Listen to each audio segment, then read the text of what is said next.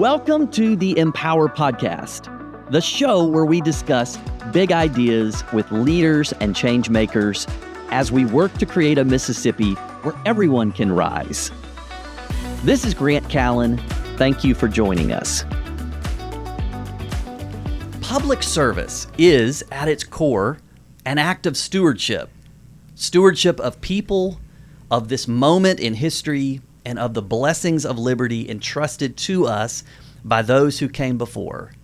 Each generation inherits both opportunity and responsibility. And my guest today has spent his career carrying that responsibility. And I'm so honored to have this conversation with him today. My guest today is U.S. Senator Roger Wicker. He is a native of Pontotoc, Mississippi. He served in the U.S. Air Force. He earned a bachelor's and law degree from the University of Mississippi. He served in the Mississippi State Senate and was elected to the U.S. House of Representatives 7 times before moving to the Senate in 2007. He is currently the chairman of the Senate Armed Services Committee and serves on 4 other committees. He is married to the former Gail Long of Tupelo, and they have 3 children and 9 grandchildren. Senator Wicker, welcome to the podcast. Well, thanks for having me. Glad to be here. Well, did you get to see any of those 9 children over Easter? 9 yes. Grandchildren. Yes, yes, 2 of the children. Yes, we have 6 in Jackson, and we had Saturday night supper with all of them, and then Sunday Easter lunch. Wonderful. Had a great time, yes. Wonderful. And even the 16-year-old was not too mature to search for Easter eggs. Love it. She's stooped to that, yes. I don't know how many Good for more her. years, yes. Good for her. Well, so as I think about what I wanted to let our audience into about you, you know, all of us are shaped by our upbringing, and especially by our parents. So I wanted to ask you yes. about your father, who was a World War II soldier. He was a state senator. He was a judge. Who was Judge Fred Wicker to you, and how did he shape your life? Well, he was a child of the Depression in a very depressed county, Benton County. Grew up in around Hickory Flat, out from the city limits. And so if there was an example of the greatest generation that was written about, he was one. Grew up the oldest of 5 children in the Depression, had a hard time getting into college, thought at first he was not going to be able to afford it, and then someone came along and did him a favor and got him accepted on a football scholarship at Holmes Junior College. He had never played one down of football. Wow. Because they didn't have enough boys at Hickory Flat High School to play football. So at any rate, he went a year and a half and then got drafted and went off to the war and got 4 battle stars. Was part of the Normandy campaign, and then moved over to the Army Air Corps. So yeah, I'm very proud of him. When I came to a town that he didn't know much about, Pontotoc, because there were too many lawyers in New Albany, which is where he thought he might practice. And so he went down to Pontotoc and hung his shingle out, and eventually did okay. Was county attorney, city attorney, and then, as you mentioned, state senator, and served for 24 years as a circuit judge. We lost him at age 98.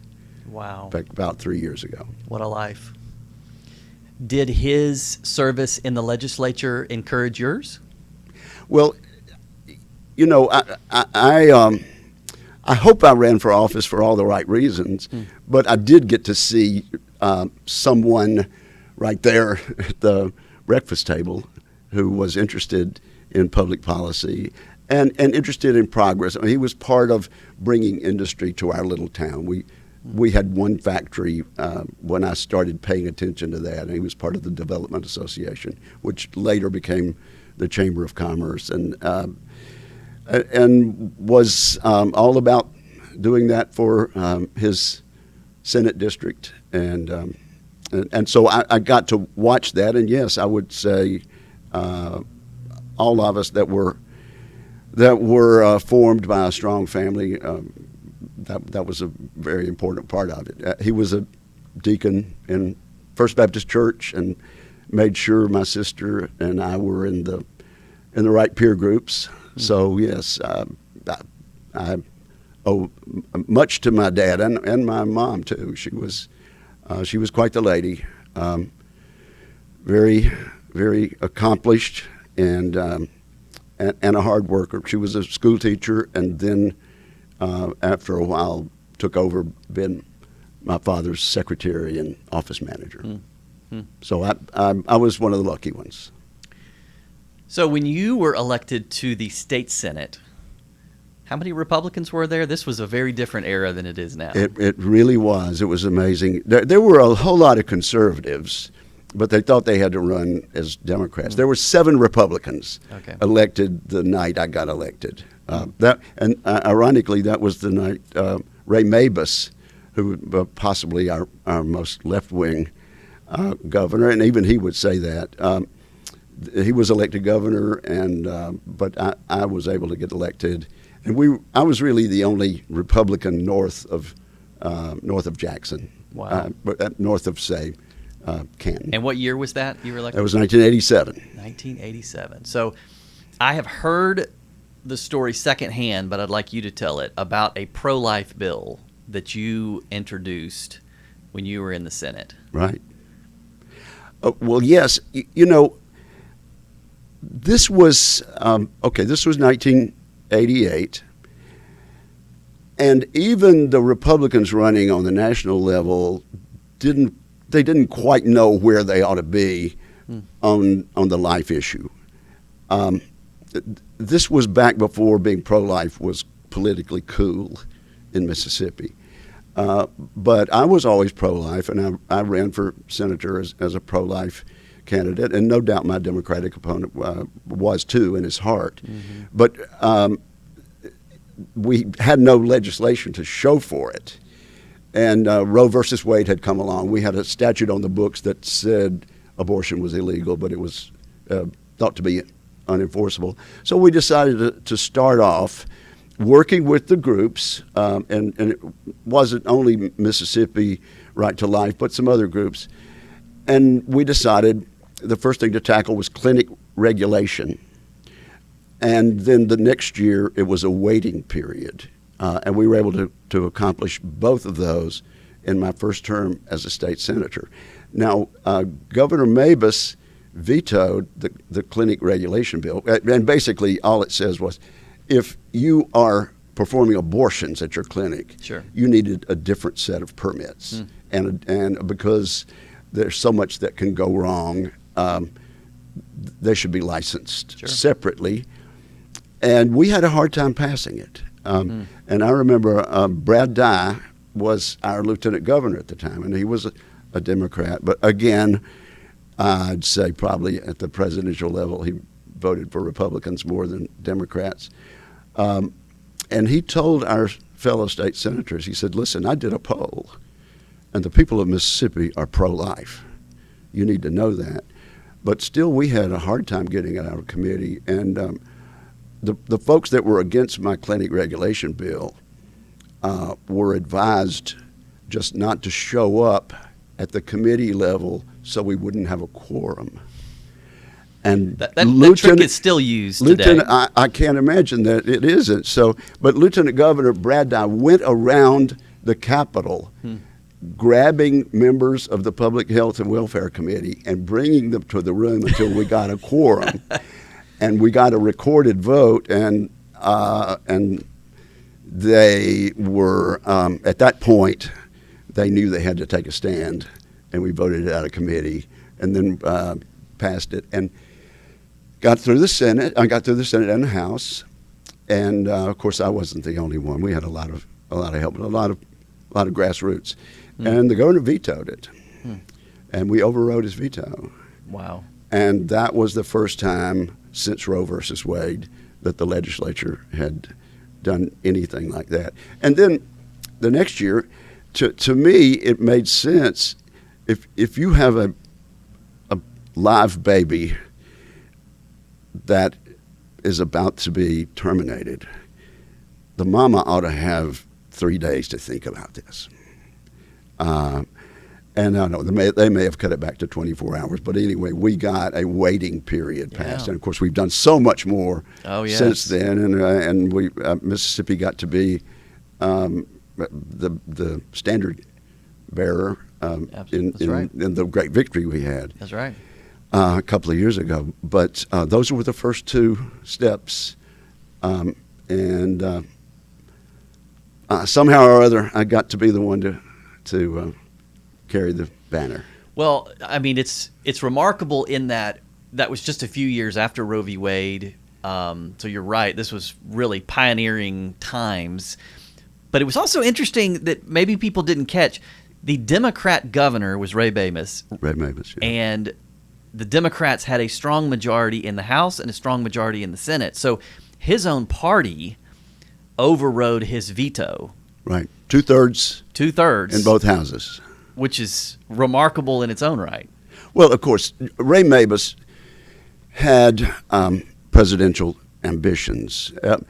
He could possibly have been the next Bill Clinton, a real live national Democrat who happened to get elected governor in a very conservative state that almost always voted Republican.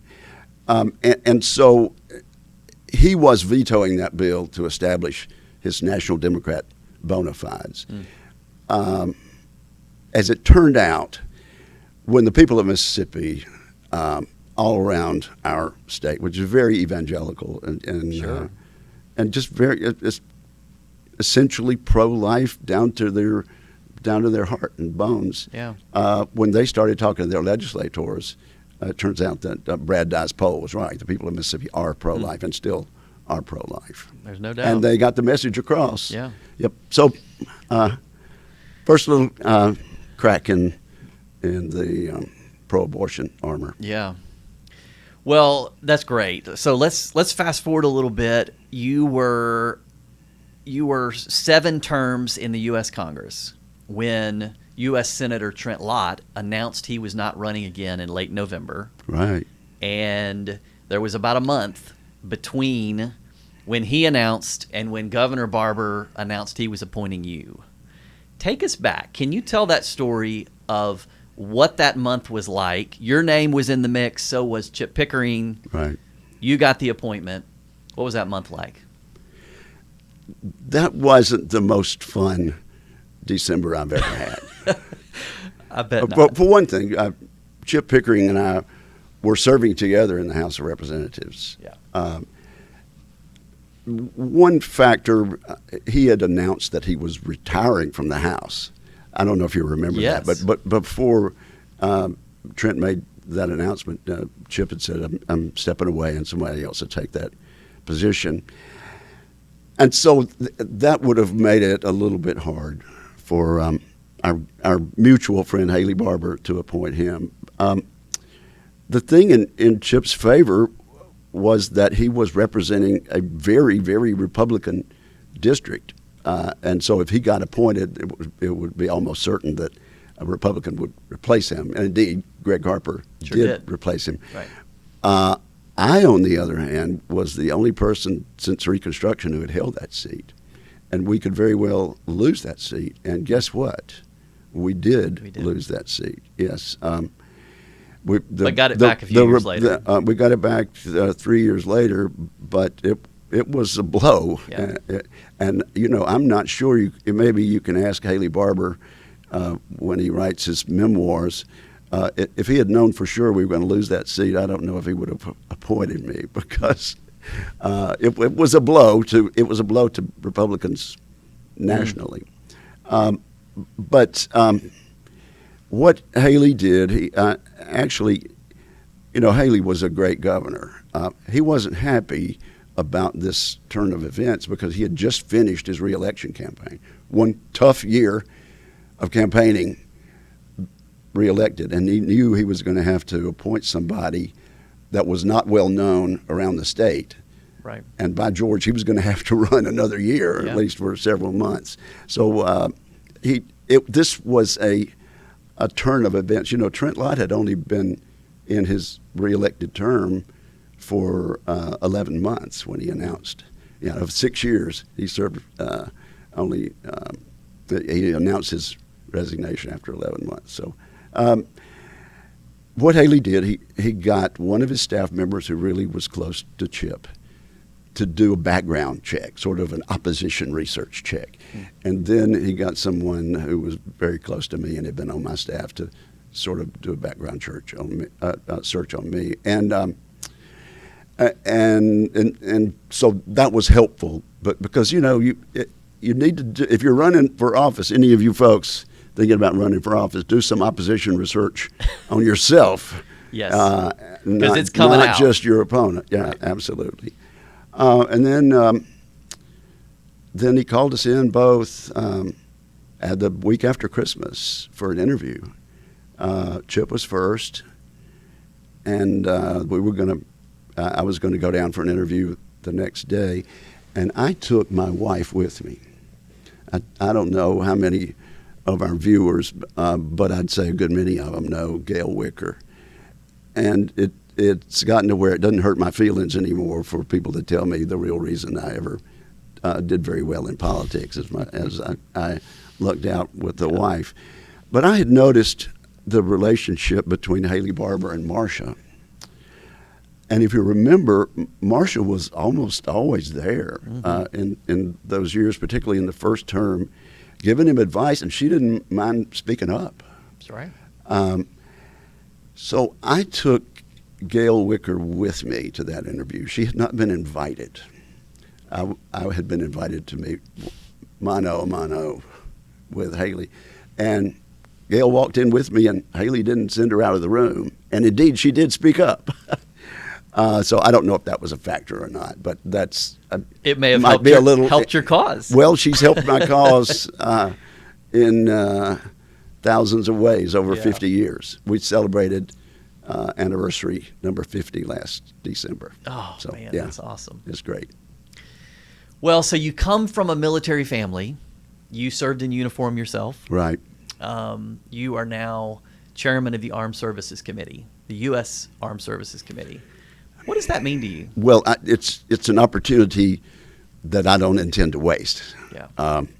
Absolutely. And even before I got to be chairman, as a member of the committee and as chairman of a subcommittee, a person can really get a lot done. And so back when I was chairman of the Sea Power Subcommittee, John McCain was chairman of the Armed Services Committee. I persuaded the House and Senate to pass what we call the SHIPS Act.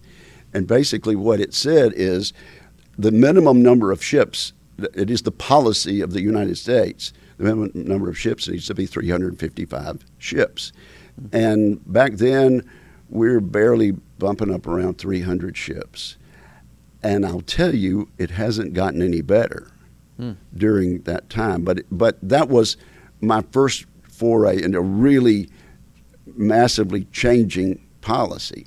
Now, the good news is, fast forward, President Donald Trump says we need to rebuild our Navy, and we are setting about to do that with the last couple of National Defense Authorization Acts, NDAAs. And we very much need to, and the president has proposed a 50% increase in military spending. And that's of course, like what he's going to say billion. is $500 billion, and we need every penny of it as a start. We need to spend it right. We need to spend it wisely, and much of it needs to be spent on ships. This is a fact that our viewers are going to find it hard to believe.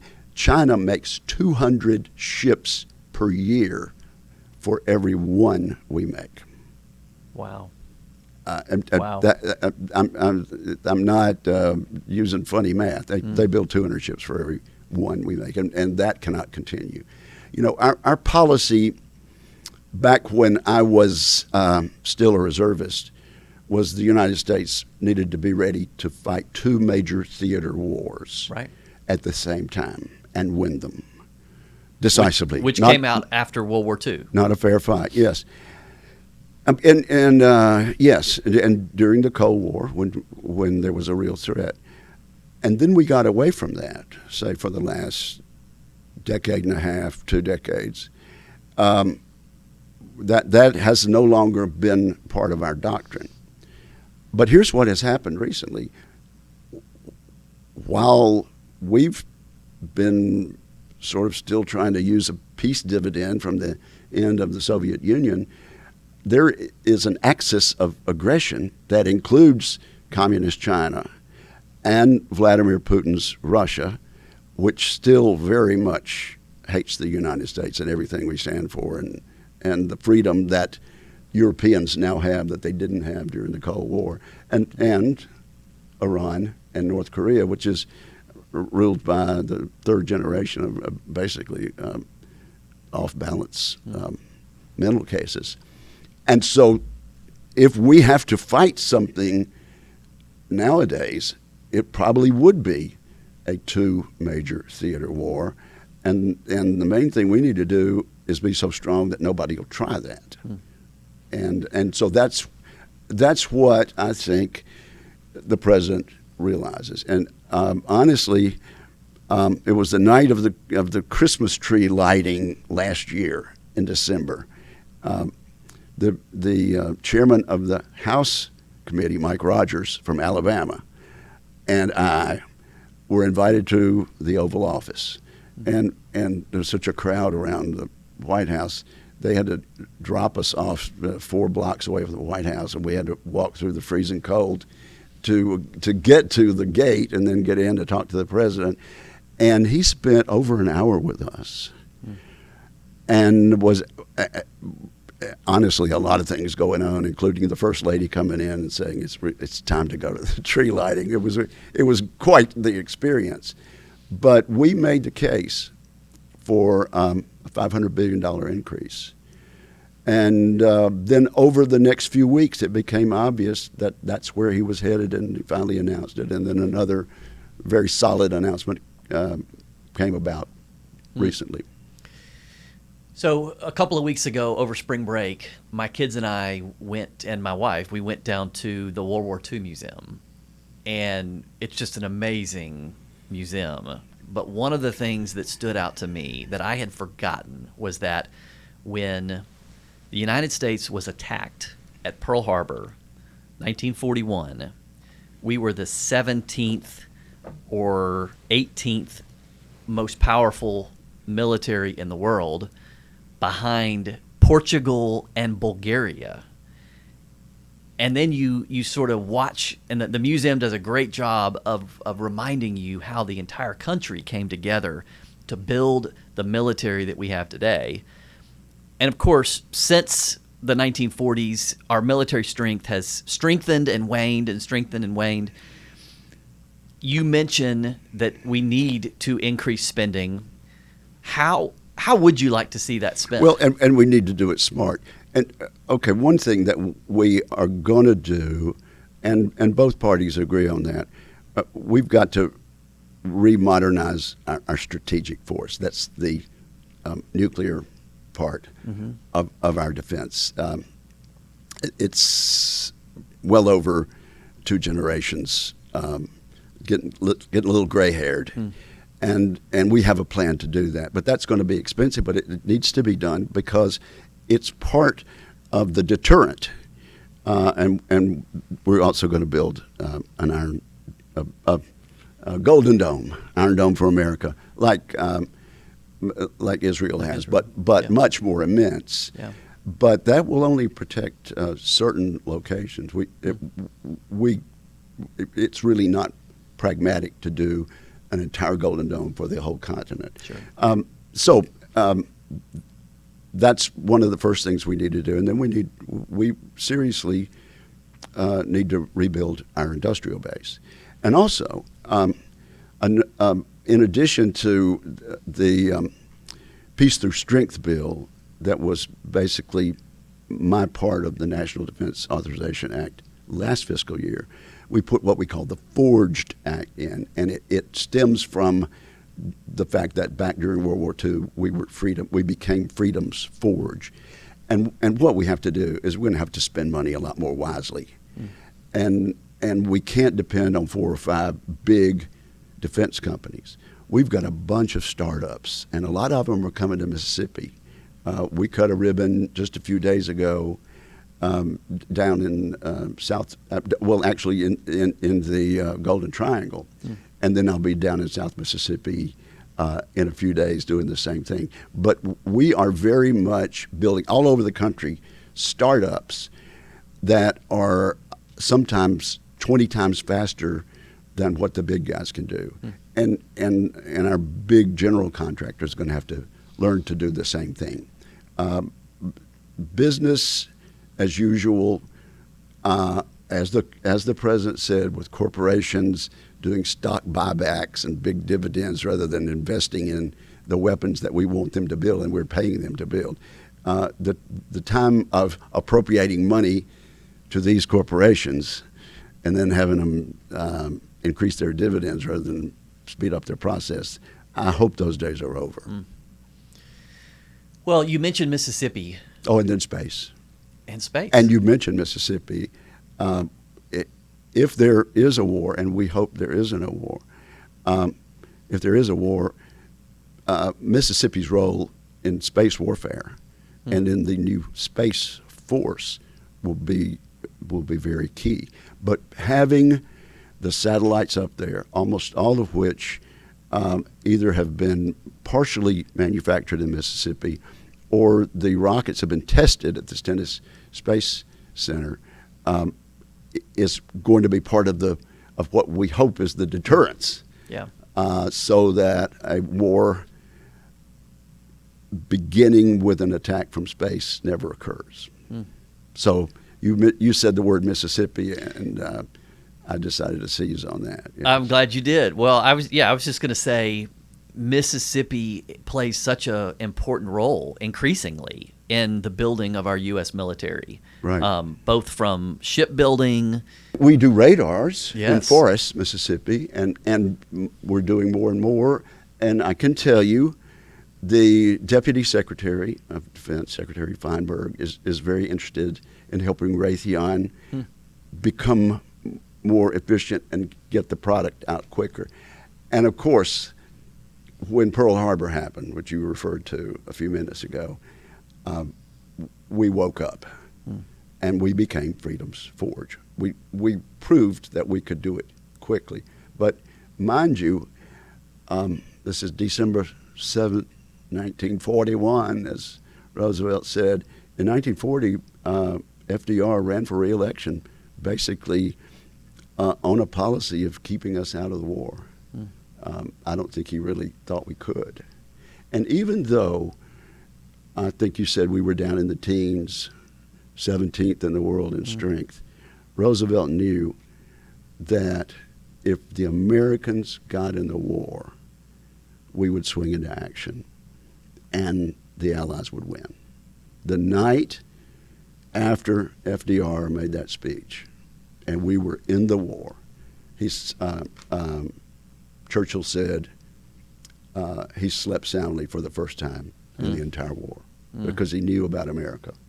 And I think that's still true. As I walk into the classified section of the Capitol complex where we hear top secret things, there's a big poster of Rosie the Riveter. Yes. And of course now there's much more of a role for women in the armed services. When I went through ROTC camp, I think we had one or two women in the whole summer detachment. But now, of course, that we have men and women back home making the weapons and the armaments, and they're colonels and generals too. Yeah. But I'll tell you what, it's a great career, and we do it voluntarily now in the United States. And I don't think we're about to implement the draft because it's a good career. And you can take a young person who really doesn't want to go to college quite yet, and they do a couple of years, 2 or 3 years as an enlisted person. Well, it's changed their life, for one thing. I've said the American military is the greatest civil rights organization in the world.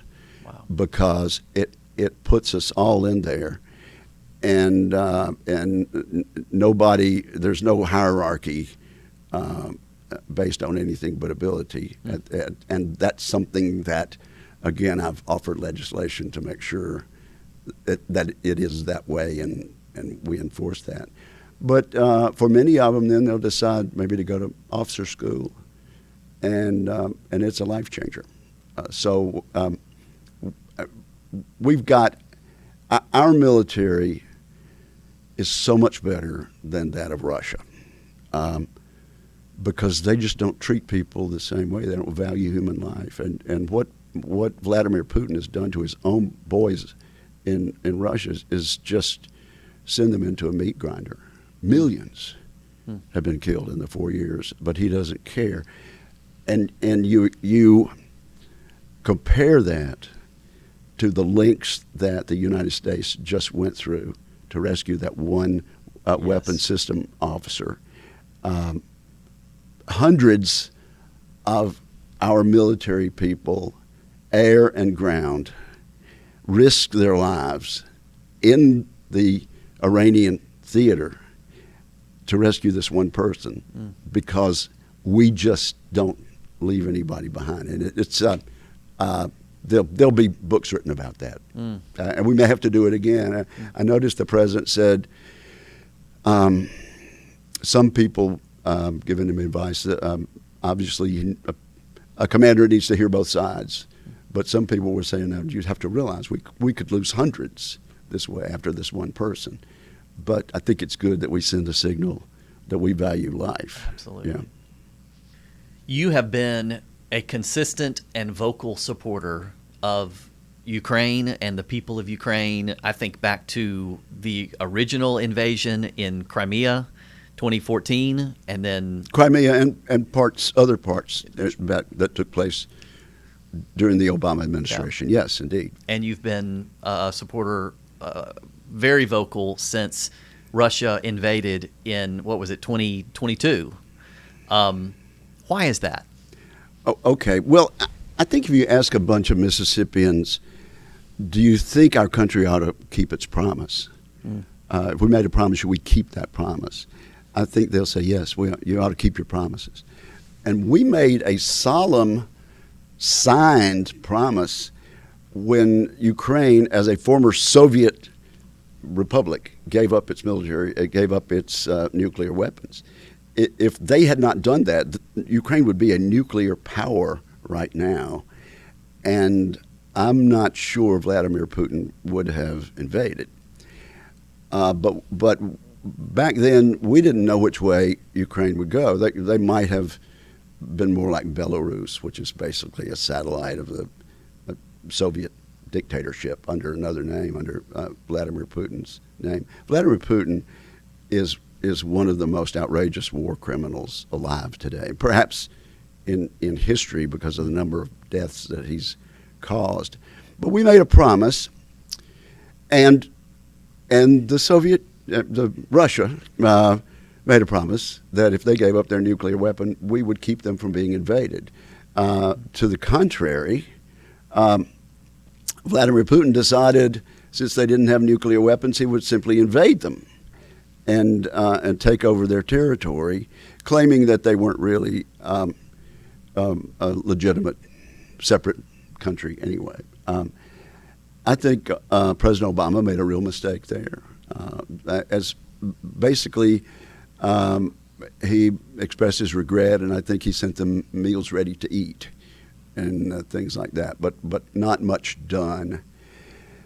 And so Vladimir Putin takes over Crimea and a portion of far eastern Ukraine, and then he waited till, goodness, it was 2021, I think, okay.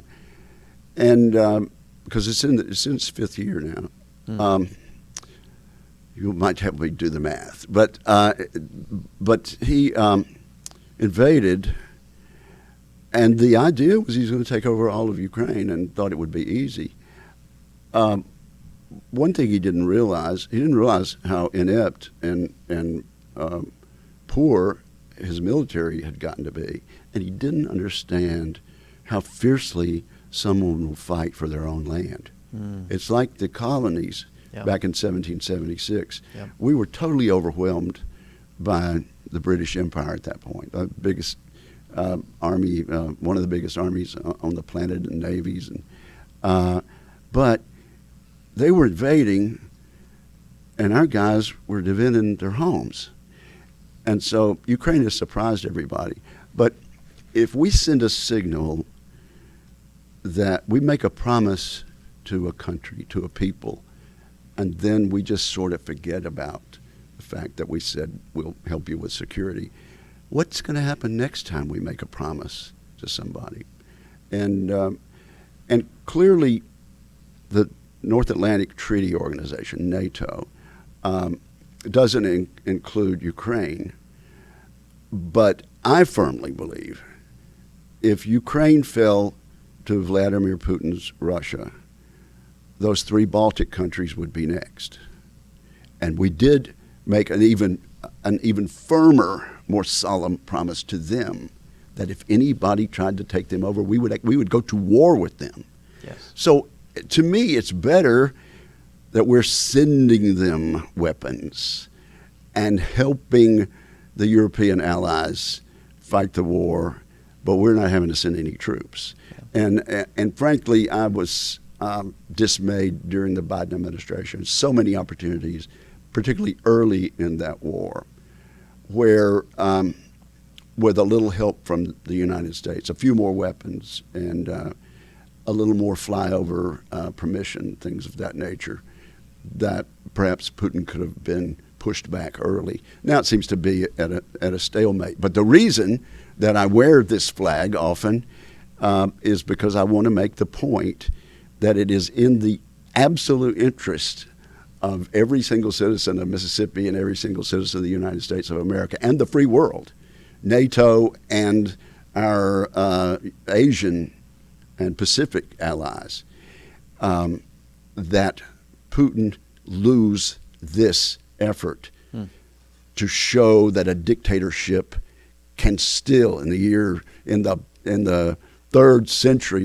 the third decade of the 21st century, take over a neighbor just because he wants it. If that is a lesson that we learn, I think it won't be the last time. There's no it will question. not be the last time. And particularly since they're willing to fight for themselves. Not one single American troop has died. Now, there have been some volunteers that have gone over to try to help. But we're not in a war in Ukraine. We just need to help them continue to resist Vladimir Putin. And I'll tell you this. There are people who say, well, Russia's in a better position to make some advances. That hasn't happened the last few months. Actually, if anybody's pushing in one direction, it's been Ukraine gradually pushing the Russians back during this terrible winter, which they are brutal up around Moscow and Kyiv. So what will it take to win? What will it take for Ukraine to win that one? Well, I'll tell you what we don't need is we don't need some sort of false peace that assumes that Russia will ever keep any promise they ever made. In addition to being a war criminal and a murderer, Vladimir Putin is the biggest liar alive on the face of the earth right now, and any promise he's ever made, he's broken. So I'm certainly not advocating that our troops get involved, and nobody has suggested that. But I do think we still need to help Ukraine with financing this war. And of course, here lately, they've been buying the weapons from us. They've been willing to pay for it. And there's another thing. They've been fighting for 4 years, and they know how to fight. And so when we needed Ukraine troops to come down to the Gulf area to show us how best to defend our troops against the Iranian drones, Ukraine came and showed us how to do it better. Wow. And I do appreciate that. We saved American lives because of their expertise. They've been fighting, and they've learned how to do it. And also, to the extent that we do what I've suggested in my Forged Act, which is now the law of the land, Ukraine has learned to make weapons quickly, to manufacture them, and state-of-the-art 21st century weapons. Yeah. Well, let's talk about Iran. Obviously, there's been tension between the United States and Iran for decades, but in February, we started assaulting strategic locations in Iran. You've been very supportive of that measure and supporting the president. Is that similar to your position in Ukraine, where we're honoring promises that we needed to deliver on? Well, it's different, but it's the same in the sense that we are defending freedom against a ruthless regime that has no sense of the importance of life or any of the people around them. I was in the Air Force in 1979 when the Shah of Iran fell ill. He was run out of the country and died a few months later, and the Ayatollah took over. A 7th century version of Islam that is just completely barbaric and has no place in the 20th or 21st century. Frankly, I wouldn't support a 7th century version of any religion because some terrible things have been done in the names of all of our religions back in that area. But they're still at it. Yeah. And so they've been an enemy, and they've been killing Americans and American allies since 1979. The Houthis, Hezbollah, and Hamas, all three, they have one reason for existing, and that is to kill Jews and to kill Americans. The first promise is death to America, and the next promise is death to Israel. And there's no other reason that they exist. They're not a race of people who happen to be anti-American and anti-freedom.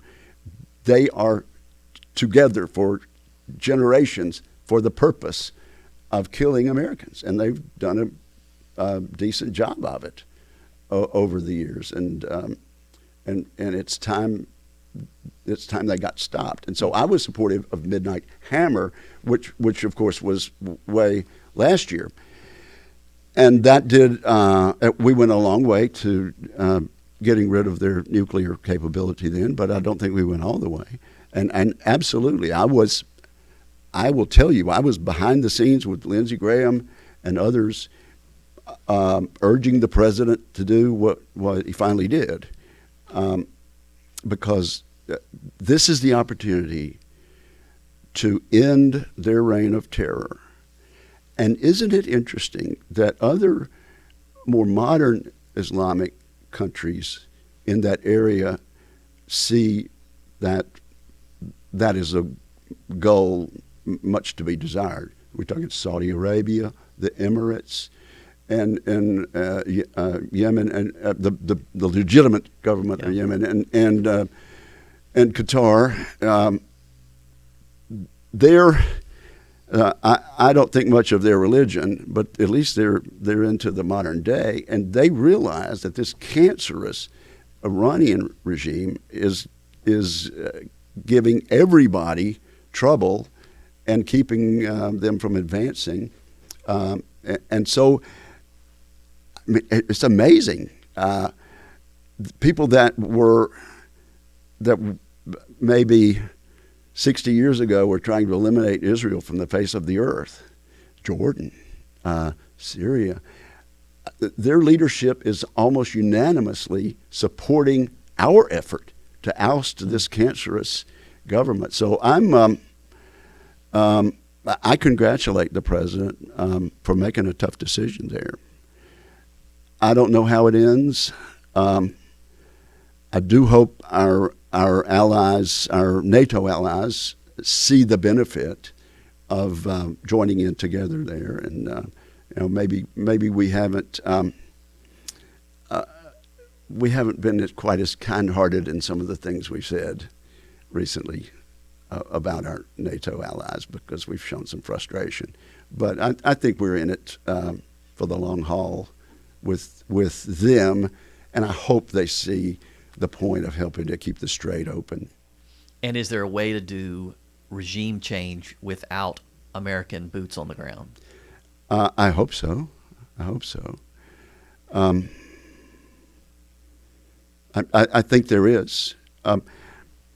Is an American presence on that one island where the oil is shipped, is that American boots on the ground? I don't think that's American boots on the ground.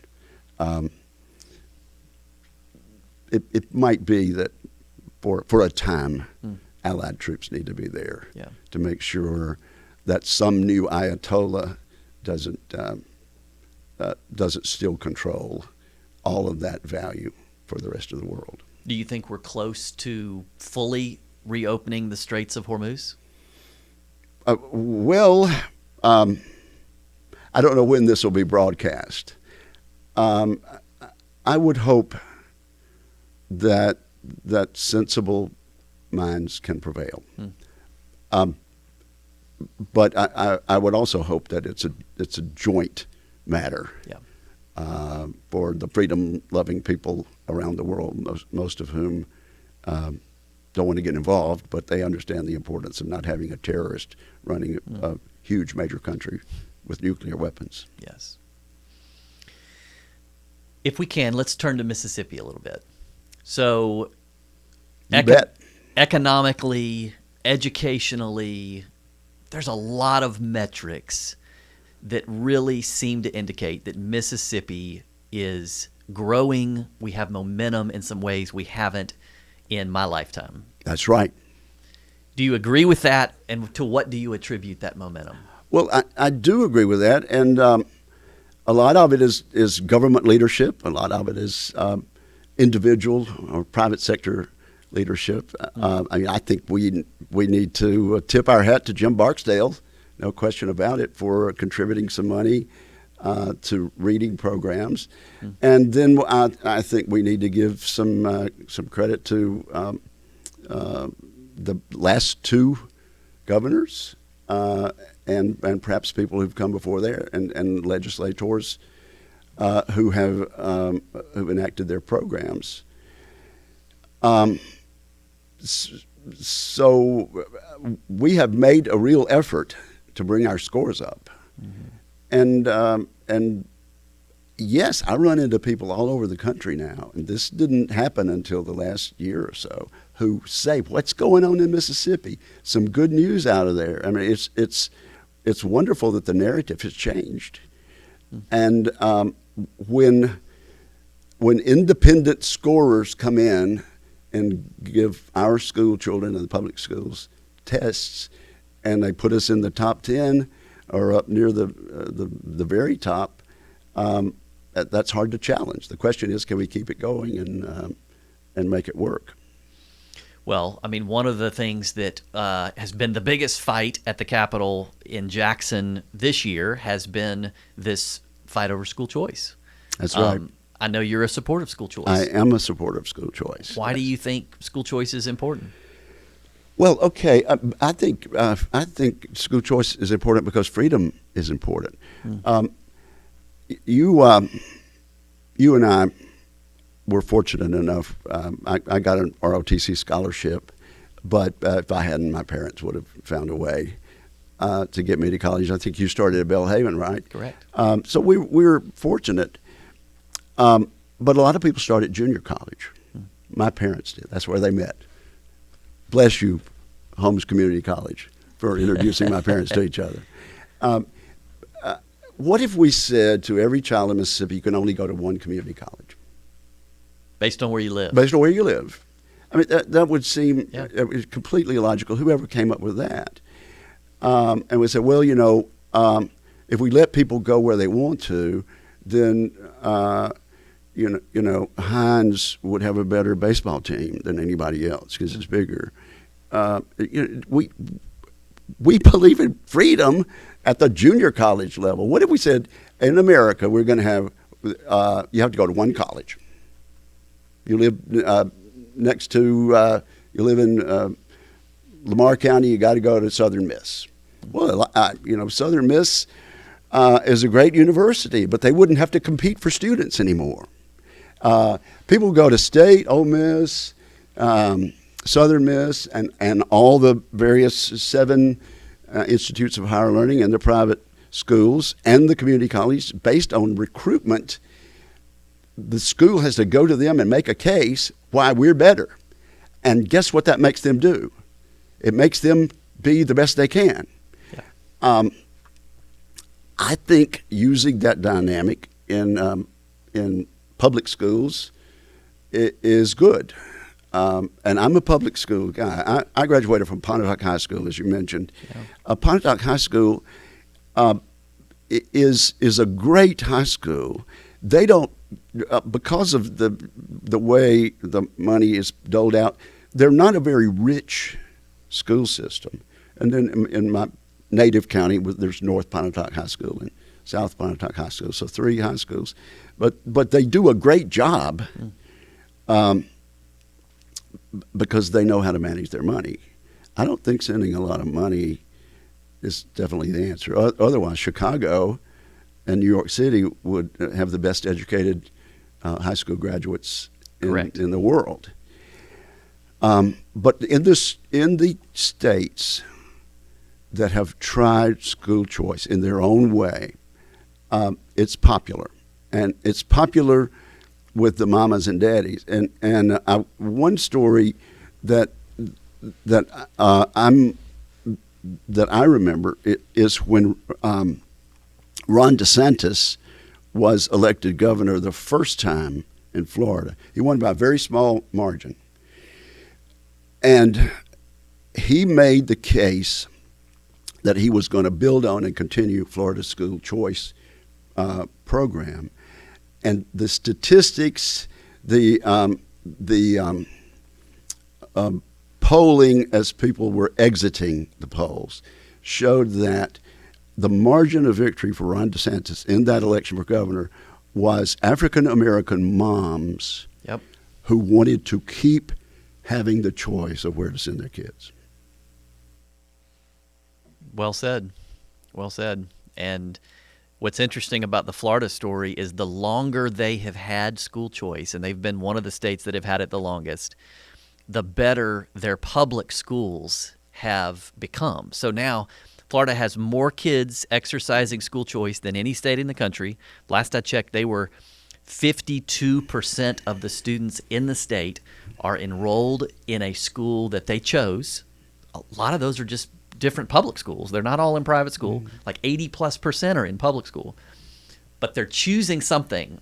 And Florida, by almost any ranking, is in the top 5 states in the country for their public schools.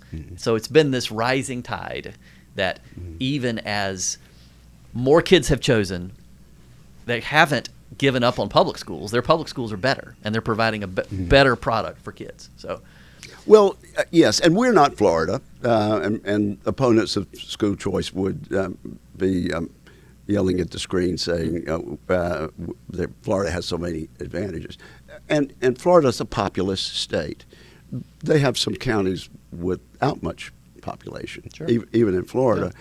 But there are ways to tweak any concept, and that's why we have 50 federal experiments around the United States of America. But I think we can make it work.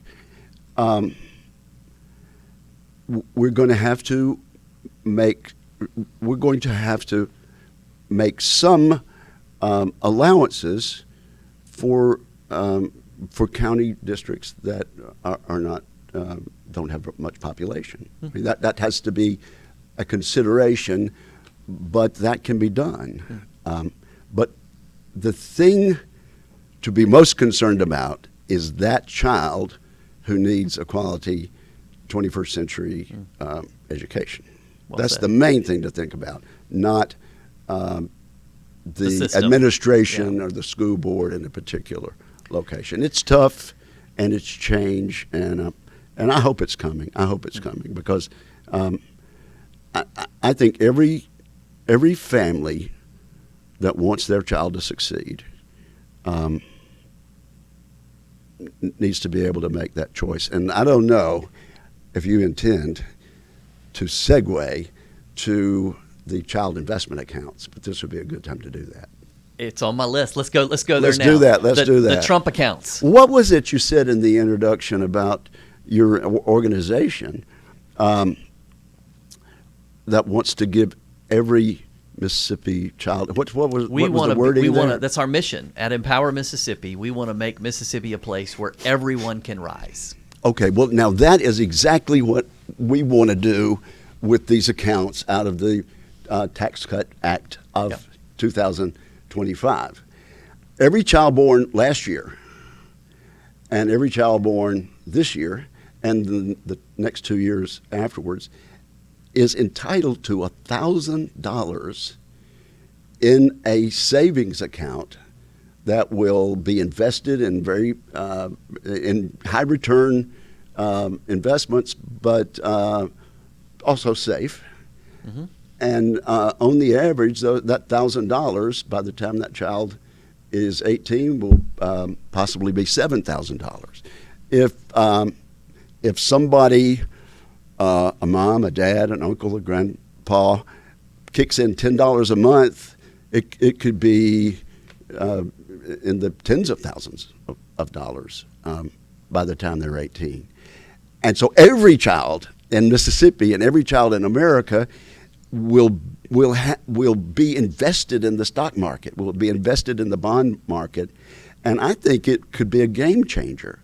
But it needs to, and that's why we are basically giving every kid in the poorest family and every kid up there the same $1,000, because they'll all be on the same footing there, and they all need to learn this. And actually, I would say some of our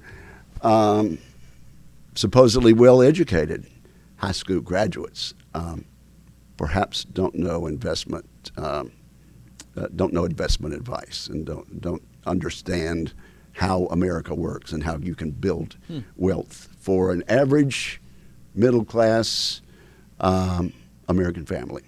And so this is why I have been thinking for some time about a big rollout here in tax deadline month to show to every strata of our society, every church, every clinic that delivers babies, every social group, the value of this game changer. It was actually, it's been thought of for years, but we got it in the reconciliation bill last year with the real effort of Ted Cruz. Wow. And when he started describing it as a game changer, possibly one of the most significant things long term that we could have put in that big, beautiful bill, it occurred to me that he's probably right. I'm excited about it. I think it was Ben Franklin, and maybe this is apocryphal, but said compound interest is the eighth wonder of the world.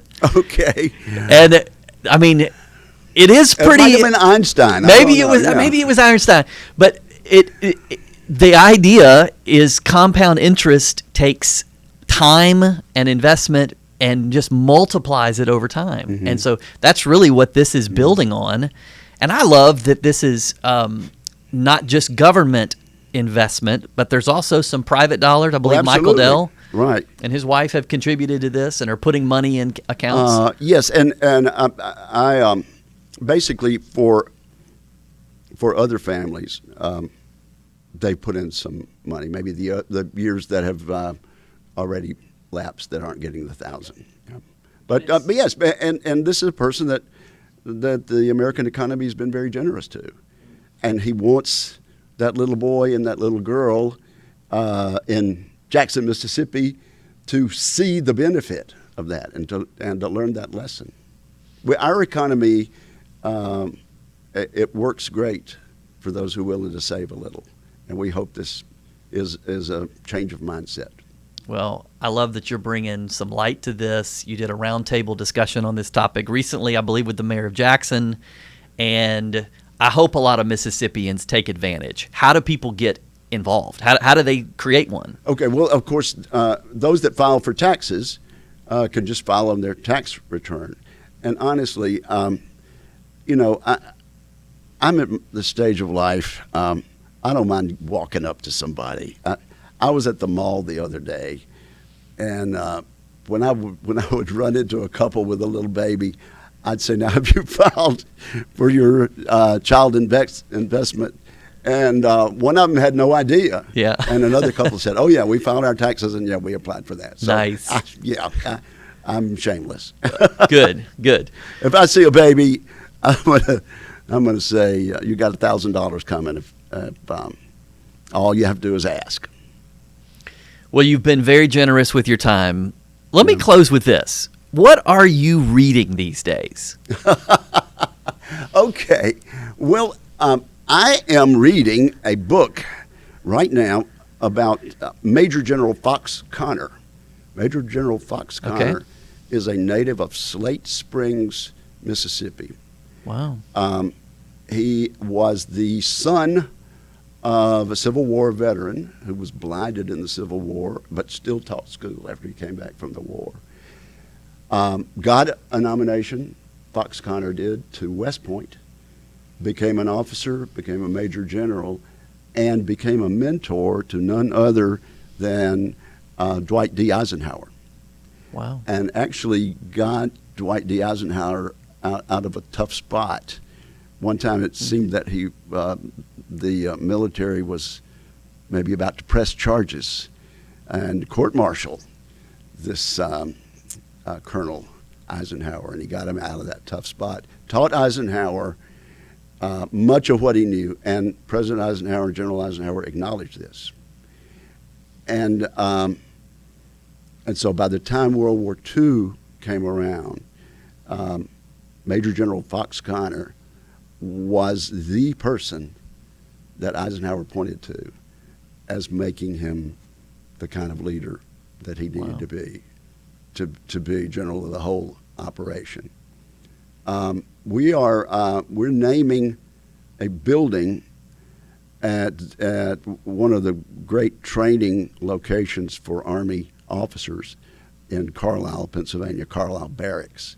We're dedicating a building to him and naming a lecture series, the General Fox Connor lecture series, and I'm actually, this is a man my father brought to my attention years ago before he died, and also I've got a friend that I used to practice law with in Tupelo, Jack Smith, and he's also an alumnus of West Point, and he's been very involved in this, and so I was able to find a building, a location that needed to be named. It was just primed and ready, and I suggested Fox Connor, and I can't tell you how readily the leadership of West Point and the Army were to doing this. Oh, wow. Dwight Eisenhower's granddaughter is going to be present. Oh, cool. At the ribbon cutting. That's great.